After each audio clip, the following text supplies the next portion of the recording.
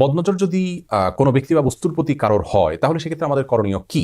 বদনজর হলে ইসলামী শরিয়া দৃষ্টিকোণ থেকে দুইভাবে আমরা ট্রিটমেন্ট করব। প্রথমত, যদি কোনো ব্যক্তির বদনজর লেগেছে বলে আমরা ধারণা করি তাহলে সেই ক্ষেত্রে সেই ব্যক্তির শরীর ধোয়া পানি, যেমন তার হাত ধুয়ে পানি দিল, হাত মুখ ধুয়ে পানি দিল, বা পানিতে পড়ে ফু দিল, এইটুকু তার কাছ থেকে কালেকশন করে যে ব্যক্তি বা বস্তুর উপরে বদনজর লেগেছে বলে মনে হয় তার উপরে যদি প্রয়োগ করা হয়, অর্থাৎ তার হাত মুখ ধুয়ে ফেলা হয় বা তার উপরে ঢেলে দেওয়া হয় বা ওই পানি দিয়ে গোসল করে নেয় সে, তাহলে সেক্ষেত্রে বদনজরের সমস্যা থেকে আলহামদুলিল্লাহ নিষ্কৃতি পাওয়া যাবে।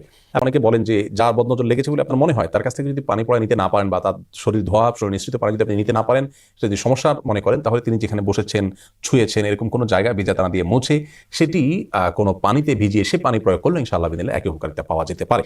দ্বিতীয়ত হলো বিশেষ কিছু দোয়া এবং কোরআন কারিমের আয়াত পাঠ করা। তোমাদের থেকে সর্বাগ্রে যেটি চলে আসে তা হলো সূরা ফালাক, সূরা নাস। কোনো পানিতে সূরা ফালাক, সূরা নাস পড়ে আপনি ফু দিয়ে সেটি যার পুরো বদনজর হলো তার গায়ে বা সেই বস্তু আপনি ধুয়ে ফেলুন, অথবা পড়ে ডাইরেক্ট সরাসরি ফু দিন। এভাবে বিভিন্নভাবে আপনি এটা করতে পারেন।